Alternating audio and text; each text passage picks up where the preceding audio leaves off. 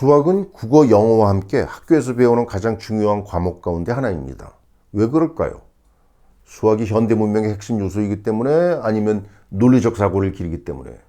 글쎄요, 이런 현상을 설명할 때 교육 사회학이 필요한데요. 하지만 현명하신 우리나라 학부모들은 교육 사회학을 배우지 않아도 이미 일찍이 이를 간파했던 겁니다.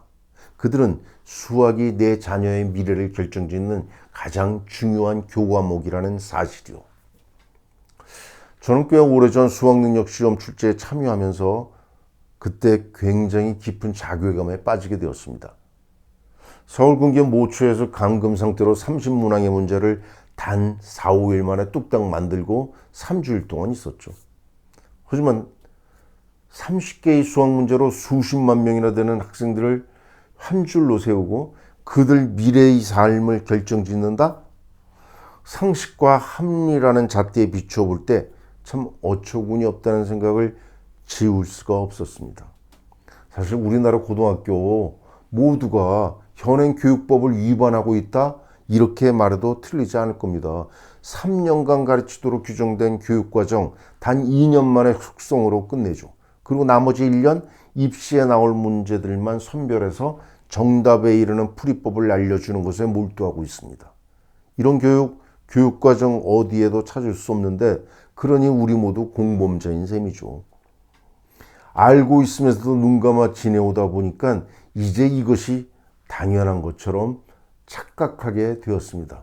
비정상이 정상이 된 그런 세상에 살고 있는 것이죠. 옳건 그르건 간에 이런 교육 환경 속에서는 매우 독특한 수학 수업의 형태가 나타날 수밖에 없습니다. 수학을 가르치는 사람이 가장 먼저 해야 할 것은 시험에 나올 것으로 예상되는 문제를 선별하는 것, 그리고 이 문제를 어떻게 풀이하면 쉽고 그리고 빠르게 정답을 얻지, 이걸 보여주는 퍼포먼스를 하는 것이죠. 이게 수학 가르치는 거라고 인식하게 된 겁니다.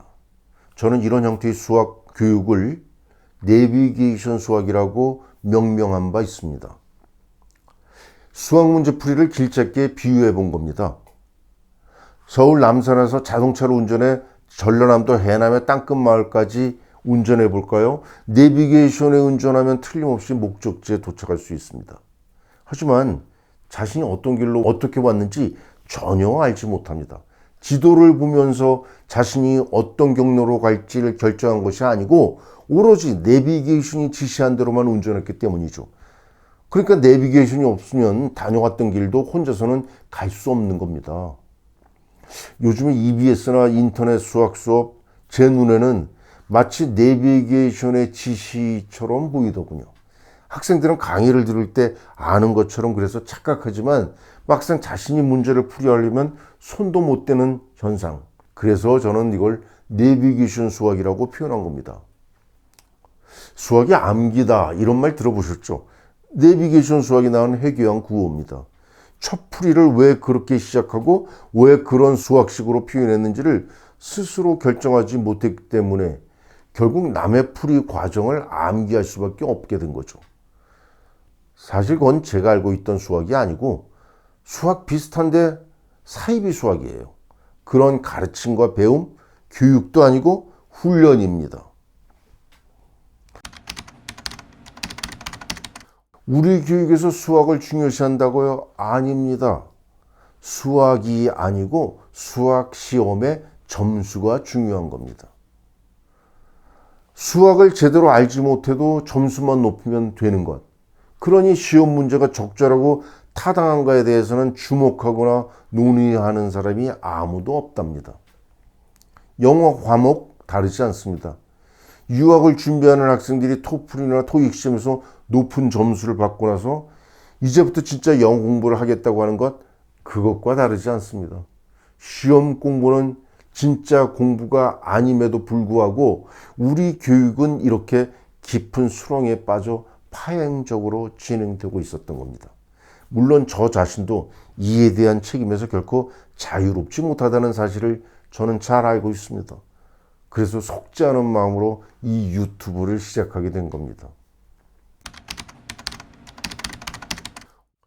시험에 나올 만한 문제들만 선별하여 그 문제들을 어떻게 풀이하면 정답에 이르는지를 시범으로 풀어주고 학생은 이를 그대로 따르게끔 하는 학교 수업.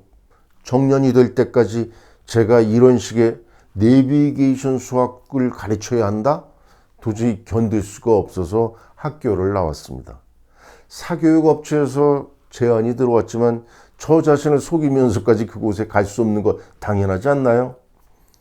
학교를 떠날 무렵 문득 제게 이런 의문이 들었습니다. 교육에 대한 이런 관점이 언제 어떻게 만들어지게 된 것일까? 저는 이 의문의 답을 찾기 위해서 40대 후반의 뒤늦은 나이에 다시 모교인 서울대학교 교육학과 박사과정에 입학합니다. 과정을 모두 수료할 쯤에 희미하게나마 그 답을 찾을 수 있었죠. 유교 경전을 암송하던 우리의 전통적인 교육과 압축된 지식의 전달이라는 일제의에 도입된 근대교육, 이 둘이 결합하여서 빚은 기형적인 교육이라는 가설을 세우게 된 겁니다. 사실 현재 우리나라 중고등학생들을 힘겹게 만드는 수학 문제집의 원조 일본 문제집입니다. 100여 년 전, 그러니까 1920년대 일본에서 고등학교 학생들의 대학 입시 문제로 발행한 차토식 수학책이 바로 그겁니다. 수학의 공식이나 정리와 같이 요약된 수학 지식을 앞에다 제시하고 이를 적용해서 풀이하는 문제들을 이어서 배치하는 형식의 참고서. 21세기인 지금도 우리나라 고등학교 뿐만 아니고 중학교, 초등학교 참고서의 기본 형식으로 자리 잡았습니다. 초등학교 학생들의 연산교재, 일본의 공문수학, 구몬수학에서 비롯됐죠. 이로써 연산교육이 아닌 계산훈련의 강요가 본격적으로 그리고 체계적으로 이루어집니다. 그러니까 21세기 미래를 짊어져야 할 우리나라 초등학교부터 중학교, 고등학교 학생들이 지금도 수학으로 인해 고통을 받고 있는 것은 100년 전 일제히 수학교육에서 비롯된 낡은 수학교육 방식을 강요당하기 때문이라는 그런 가설을 세우게 된 겁니다. 교육사회학을 공부하던 저는 이를 주제로 박사학위 논문 쓰기에 돌입했습니다. 하지만 얼마 지나지 않아 생각을 바꾸게 됩니다. 논문 하나로 우리나라 수학교육을 바꿀 수 없음을 누구보다 잘 알고 있었기에 관점을 바꿔서 수학교육의 또 다른 당사자인 학부모, 그리고 학생, 그리고 일반인들과 직접 만나기로 결심했던 겁니다.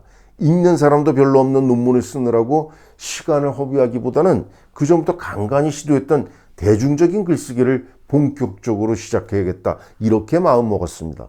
제가 남은 시간이 별로 없다는 거, 이걸 깨달았거든요. 그러고 보니 수학의 본질이 무엇인지, 그리고 수학교육의 본질이 무엇인지 정말 끊임없이 찾아 헤맸던 것 같습니다. 지금까지 저의 삶은 처음 교대 나서며 가졌던 의문, 즉 이 아이들이 수학을 왜 배울까라는 의문의 답을 찾기 위한 여정이었다, 이렇게 요약할 수 있겠네요. 그러다 보니 어쩌다 유아수학과 초등수학까지 섭렵하게 되었고, 그러면서 연결고리가 없이 따로따로 분절되어 있던 각각의 분야가 학교 수학이라는 하나의 이름하에 관통되는 그런 맥락을 볼 수 있게 되었습니다. 각각의 분야에 정통한 학자들은 많지만 저처럼 전체를 아우르며 꿰뚫어 볼 수 있는 안목을 가진 사람을 찾기는 쉽지 않을 겁니다. 이제 저는 유아수학부터 초등학교, 중학교, 그리고 고등학교 수학에 이르기까지 각각의 내용이 어떤 순서로 어떻게 연결되어야 하는지, 그리고 무엇이 잘못됐기에 학생들이 어려워하고 수포자가 왜 발생하는지를 한눈에 볼 수 있게 되었다, 이렇게 감히 말씀드릴 수 있게 되었습니다. 학교 수학 전체를 꿰뚫어 볼 수 있게 된 저의 안목을 보다 많은 사람들과 공유하려고 합니다. 세상이 하루아침에 변할 수는 없겠지만 작은 변화는 만들 수 있지 않을까요? 저는 그런 마음으로 글쓰기를 새롭게 시작했습니다. 그 첫걸음이 최근에 펴낸 생각하는 초등연산입니다. 아이의 수학 실력을 높이려고 열심히 계산 훈련을 시켰지만 오히려 수학의 흥미를 잃어버린 이 아이러니, 교육, 에듀케이션이 아닌 훈련, 즉 트레이닝을 강요했기 때문입니다. 왜냐고요? 아이를 싸구려 계산기로 만드는 일본식 구몬의 연산 훈련을 받았던 어른들이 자신이 받아왔던 교육을 그대로 아이들에게도 물려주려고 하기 때문입니다. 빠르고 정확하게 답을 넣는 계산이 아니고 풀이 절차를 스스로 생각하여 만들어가는 연산이고 수학이라는 것, 이것을 여러분도 이 책을 아이와 함께 공부한다면 느낄 수 있습니다.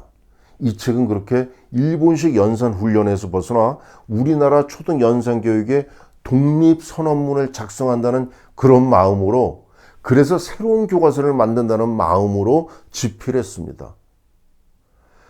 여러분의 호응이 괜찮다면 이어서 분수를 주제로, 그리고 궁극적으로는 고등학교 수학의 미분과 적분까지도 나아가 볼까 합니다. 이러한 글쓰기는 제가 세상과 만나고 소통하는 하나의 통로입니다.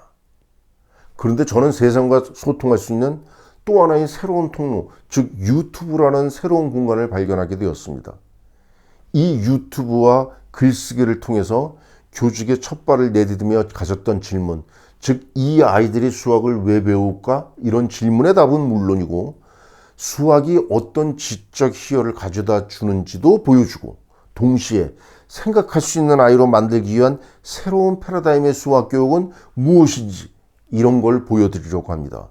무작정 암기를 강요하는 잘못된 수학 교육에 희생되는 아이가 더 이상 나타나지 않기를 바라면서 이어지는 다음 영상에서 만나 뵙겠습니다.